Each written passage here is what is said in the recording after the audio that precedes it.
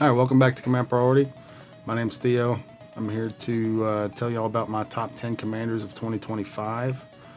Uh, this list is based on a combination of power, uniqueness, and then my idea of fun to pilot. Other commanders I know could have made this list if we only were looking at power level or maybe even CEDH possibilities and things, but I didn't look at any of that. These are all decks that I've built and that I've enjoyed this year and that I think are a lot of fun. And there already are a couple, kind of. One is for sure already been made, a deck tech of one of these. There is another one that's it's a go between two commanders that you can use, but if you wanted a full list of any of these, let me know in the comments and I can make a deck tech for you about it. My number 10 is Temmet Noctimoon's Will. Not a super popular commander, but I really liked it just because I've had other zombie decks and they seem always to be zeroed in on I'm going to dirtle until I combo. So they're not super effective, at least in my experience, at combat, unless they have death touch. You never make them, big or anything. It seems like a lot of zombie decks, including the ones I've built, have always been geared toward I'm going to try and get my combo pieces and combo and win the game. So having Temmet Noctimoon's Will come out and have it be a trigger where you can draw and then buff all your zombies was really refreshing, and it's actually a lot of fun. I'm not saying it's going to be the most powerful way of building zombies or anything like that, but it's a lot of fun to pilot, and it's fun to get in there with zombies instead of just trying to build up your army first. One way that does that is Monument to Endurance. 3 for a colorless artifact. Whenever you discard a card, choose one that hasn't been chosen this turn.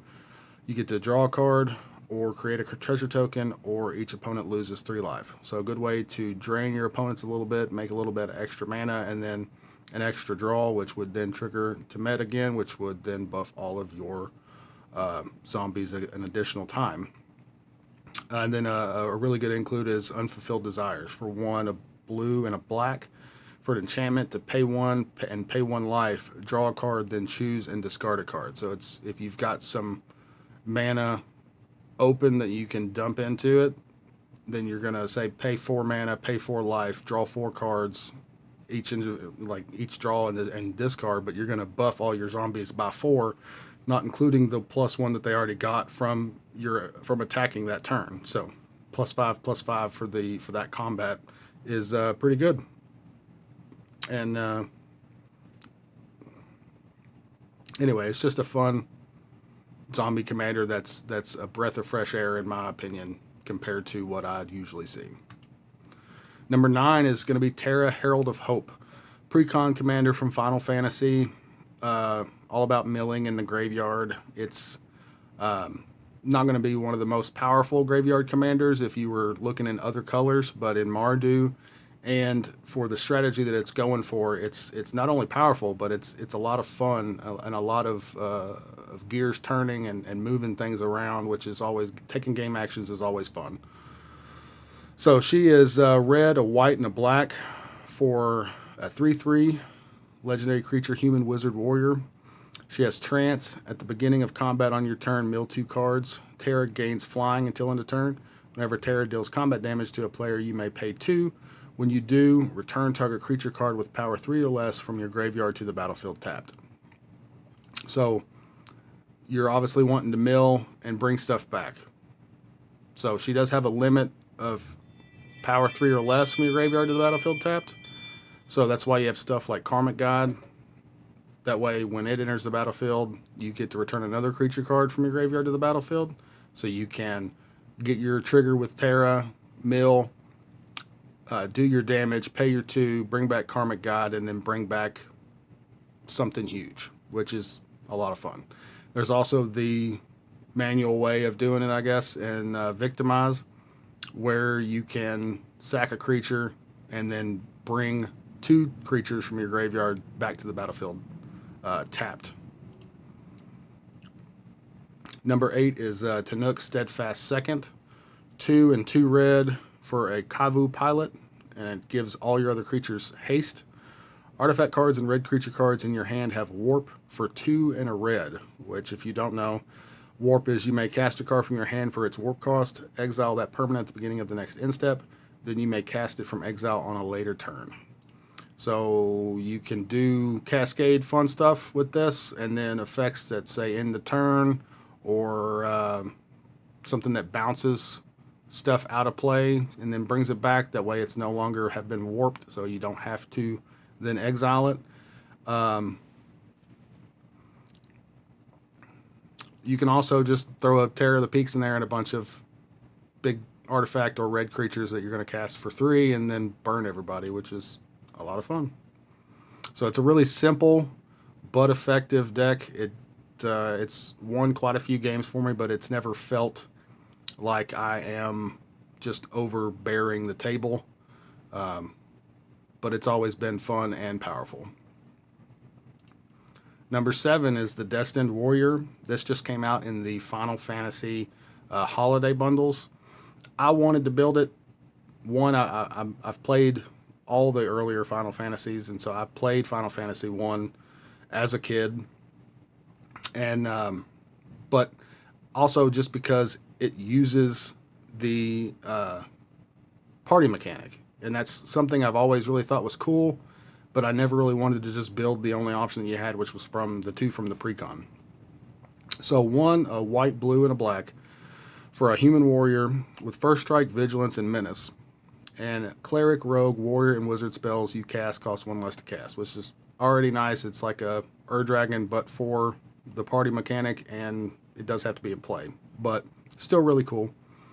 And at the beginning of combat on your turn, creatures you control get +1/+0 until end of turn. If you have a full party, creatures you control get +3/+0 until end of turn. So makes your team less expensive and buffs your team. All good in the command zone. It came out with these 3. I put all of the cards from the scene box except for the other character that's not a cleric, rogue, wizard, or warrior in there, but all these obviously go great, which I thought was really cool about the scene box was that they released one that just everything can go right in there under the Destined Warrior. But again, it's the party mechanic, and it's a lot of fun to get the party together, and you kind of feel like you're playing Final Fantasy when you're playing it, because you're having to get all these people together before you do what you're wanting to do. That way it's the most effective. And it was, again, these 2 are in the deck I've built, obviously, since they support the party mechanic, but it was just nice to have an option that wasn't just this one. Number 6, Kratos and Atreus. I bought this secret lair immediately. I have played all the God of War games, and I've always loved them. So I couldn't resist building this, even if it was terrible, which it's not. It's actually really fun. And if you build it the way that I have built it, it's really flavorful to people that are fans of the game. So Kratos, Stoic Father, is 2, a red and a white for a God Warrior 4/4. Whenever you attack with one or more gods, and or whenever a god dies, you get an experience counter. Beginning of your end step, put a number of 1/1 counters on target creature equal to the number of experience counters you have. And of course, he has partner with Father and Son, which is for Atreus. And Atreus, Impulsive Son, for 1, a blue and a red for a god archer with reach. And he has a activated ability of 3, and tap him. Draw a card for each experience counter you have, then discard a card. Atreus deals 2 damage to each opponent. And he has partner, Father and Son, and he's a 2/4. So this deck is a lot of flavor, which I included Door of Destinies for flavor, because if you've played the more recent God of War games, when you fast travel, you run until you hit the door and then you go through. So I thought that was a flavor include here.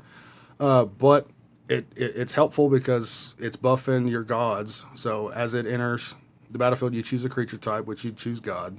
And then whenever you cast a spell of the chosen type, put a charge counter on Door of Destinies. Creatures you control the chosen type get 1/1 for each charge counter on the door. So you cast a lot of gods,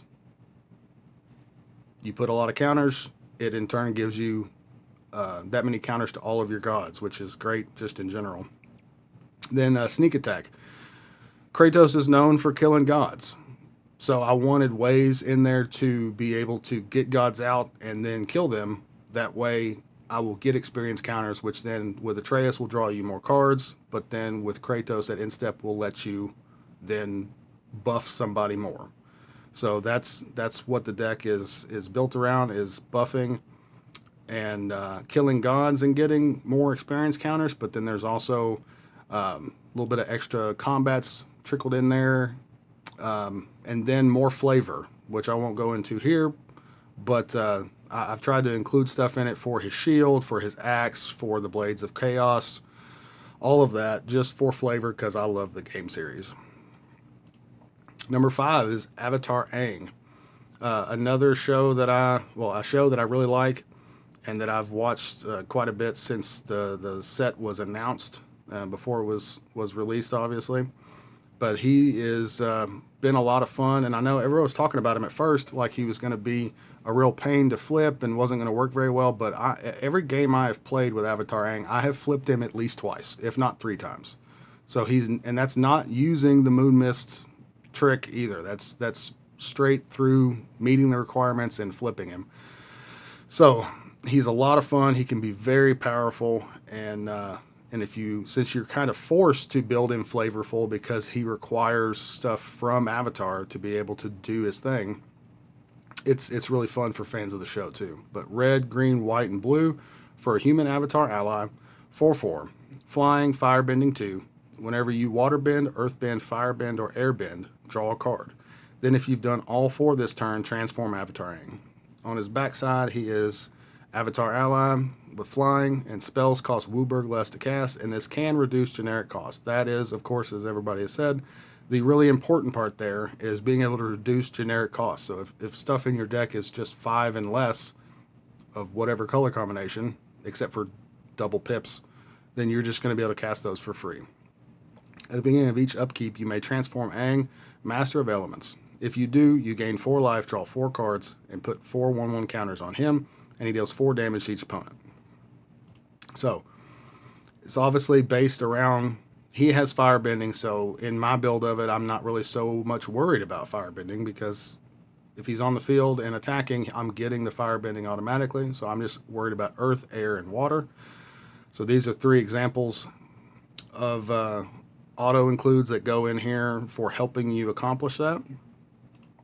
And then a really fun thing in mine that I like to do is with specifically this version of Sakashima, since it fits the theme of the deck, but Jody Public Servant, 3 in a blue for a human rogue, 3/1, and you can have it enter as a copy of another creature you control, except it has Jody's other abilities, and the legend rule doesn't apply to permanents you control.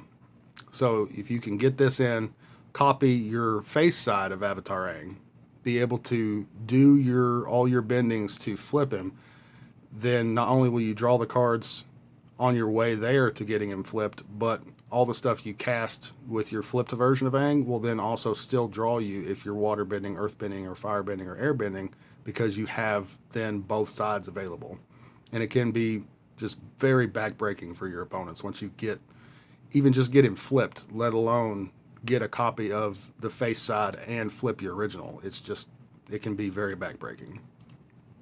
Number 4 is Y'shtola Knights Blessed. This is a precon that I was kind of skeptical about and wasn't really sure if I would like it. But then my wife actually bought me a copy of it, and so I had it there, so I might as well build it, right? And I actually have ended up really, really liking it. She is 1, a white, blue, and a black for a cat warlock 2/4 with vigilance. And at the beginning of each end step, if a player lost 4 or more life this turn, you draw a card. Whenever you cast a non-creature spell with mana value 3 or greater, Y'shtola deals 2 damage to each opponent and you gain 2 life. So the way that I have built her is she is a control deck, but she's not a controlling control deck, if that makes sense. I'm looking to just do my little bits of damage to everybody and gain my life and draw my card. I'm not looking to really mess with anyone. So it's kind of if you leave Y'shtola alone, she'll leave you alone, and if you don't leave her alone, then she won't leave you alone. So it's kind of in that vein. But stuff like Slaughter, where you can pay the 4 and then pay 4 life and buy it back, you can use multiple times because you're obviously going to not only hit everybody for 2 and gain 2 back, so you're really just paying 2, but because you're paying 4, you're losing 4, so you would then, off just the cast of Slaughter, be able to draw a card at that end step because a player lost 4 more life. Stuff like Swallow by Leviathan, which most would not consider a great counterspell just because of the cost of it, suddenly becomes a lot better in Y'shtola because since it's 3 mana, you are going to obviously counter your spell or counter the spell you're trying to counter, Surveil 2, and then that person has to pay 1 for each card in your graveyard, which in a deck that has a lot of cantrips and stuff, you're going to have 7, 8, 9, 10, however many cards in your graveyard, so it's going to be impossible for them to pay for that amount. And then she gets really mean when you get a copy effect like Irenicus's Vile Duplication on her and make a copy of her, and then you are getting double triggers, so every spell you cast that's going to trigger her is going to then trigger another time, hit everybody for another 2, so everybody's taking 4, so every turn that you cast even 1 non-creature spell, you're going to be drawing a card and gaining life, of course. And then something like a Curiosity effect stapled onto Y'shtola just makes things even more broken and a lot of fun. Number 3 is Hearthhull, the World Seed. This one I was immediately excited about when I saw the spoiler for it, and because I kind of thought of it as a Jund Shorikai, and that's kind of what it is, but it also has a win con stapled on it, which is broken, but a lot of fun. So 1 in Jund for a spacecraft that if it's stationed up to 8+, then it becomes a 6/7 creature with flying, vigilance, and haste. So the +2 is 1 and tap it to sack a land, draw 2 cards. You may play an additional land this turn. And then, like I said, the +8 is it becomes a flying, vigilant, haste creature with whenever you sack a land, each opponent loses 2 life. So where this is obviously going is we're going to be playing a land strategy. We're going to be trying to get as many lands in and out of play as we can and gain value off of them. And then, if needed, we use Hearthhull as the win con, get it stationed up when we have 30 lands in play, and just be able to sack and wait for responses until everyone's dead. So the ways you can do that is Zurin Orb obviously is an auto include in here. Even came out in the secret lair specifically for the deck. But it's great to sack a land and gain 2 life. Spelunking effects, we have a few of those in my deck list of it to help get lands into play untapped, which is really important for the deck. And one of the ways we get a bunch of lands into play is something like Aftermath Analyst. Being able to mill when it enters and then pay 4 and sack it to return all lands from my graveyard to the battlefield tapped, but then with a Spelunking untapped, and be able to use those immediately. It's a lot of fun. It's a little bit of mill, a little bit of graveyard, and a little bit of token, but it's a great commander. So if anybody is interested, I do have a mixed list of this and then Lord Windgrace that I did for a subscriber. He was interested in the mix. He had both precons and wanted something that wasn't going to be a combo deck, but that could be value based and resilient. And so hopefully he is happy with that deck tech that I put out for him. But if you want to see an actual deck tech of my personal Hearthhull list, I'd be happy to make one. Just let me know in the comments. Number 2, we have Toph, the First Metalbender. Again, this is another deck where I was kind of not sure because I had seen some stuff about like Mindslaver and was like, well, that's not fun at all. I don't really want to Mindslaver somebody every turn. That doesn't seem like it would. Yes, it might be powerful, but is it fun? And I don't even mean fun for my opponents. I mean, is it even fun for me to Mindslaver someone every turn? So my list does not have that in here, but I ended up building her, and I'm very glad that I did. She's a lot of fun and a really unique way of doing stuff, at least from what I've seen in my time in Magic. And that's what was really so intriguing about her to me. But 1 red, green, and white for a Human Warrior Ally 3/3. Non-token artifacts you control are lands in addition to the other types, but they don't gain the ability to tap for mana, which is important. At the beginning of your end step, you Earthbend 2. So target land you control becomes a 0/0 creature with haste that's still a land. Put 2/1/1 counters on it. When it dies or is exiled, return to the battlefield tapped. So I love stuff like, again, Zuran Orb in here and Solemn Simulacrum are great just because you play Solemn, you have Toph out, you go to your instep, you Earthbend Solemn. You then sack Solemn to Zuran Orb, gain 2 life, draw a card, and then it'll come back into play tapped, which then lets you go get another basic land. The value is outrageous. Stuff like Chromatic Lantern. There's multiple effects like this in the deck for exactly what it's for, and it's just making my lands tap for 1 of any color, which is great with Toph because it makes all my artifacts lands but doesn't give them the ability to tap for mana. And then something like All Fate Scroll is a way of drawing a lot of cards, because if I have a bunch of artifacts out and lands, pay 7 and sack this after I've Earthbent it, it will then draw me that number of cards for the number of differently named lands I control. And all of this in combination with stuff like 0-drop artifacts, Mishra's Bauble and Urza's Bauble and the like, other 0-drop artifacts, become even better because they're then like the expensive 0-drop artifacts that tap for mana, but they're not expensive because you have to jump through the hoop of having a Chromatic Lantern or something of the like out to then make them tap for mana. But then they become 0 mana rocks, which is quite powerful.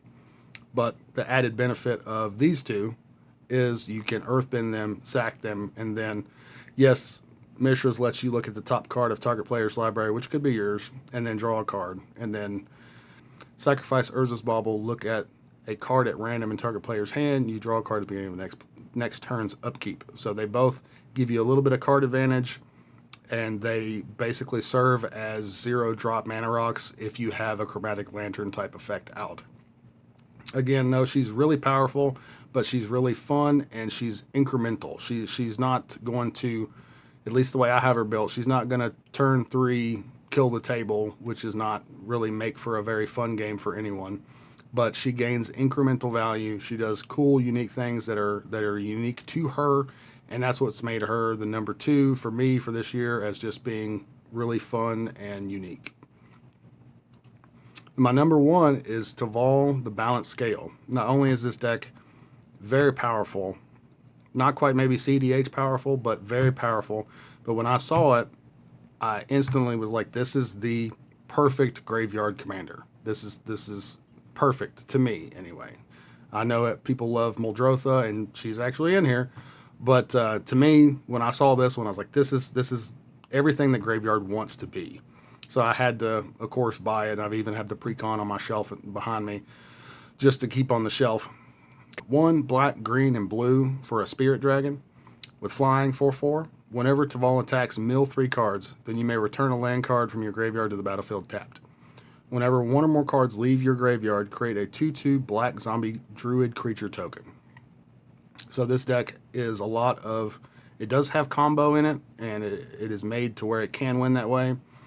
But it also, which is Warren Soul Trader and Gravecrawler, those type of things work together.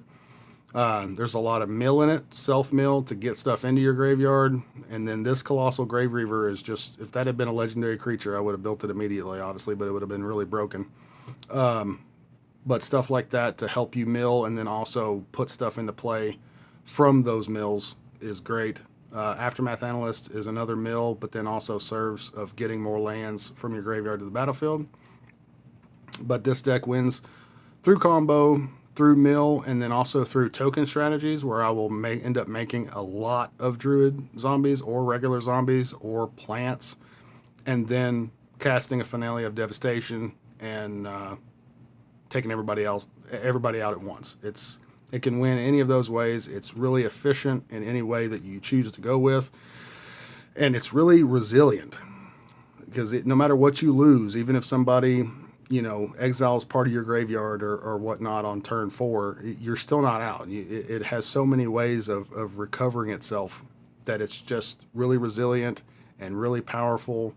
And it's every time I play it, it's been a great time, even if I get to the point where I am 100% the problem and everyone's trying to deal with the problem, and no one can still deal with the problem most games. I'm not going to say it always wins, but most games, no matter what they do to try and deal with me as the problem, it's I always have an answer or a way to recur something or a way to copy something or get something that I need, and it's just extremely resilient. And for that, among many other things, I just really love Teval as a commander. This actually I have done a deck tech on, and it is available on YouTube to watch. I will link it at the end of this video if anybody wants to check that one out. But in the comments, please let me know if any of these interest any of you in being a full deck tech on my lists of them. I'd be happy to do that. Yeah, subscribe, like, comment, and share this video with others that you think might like some of these commanders or be interested. I really appreciate it. And we'll see you next time.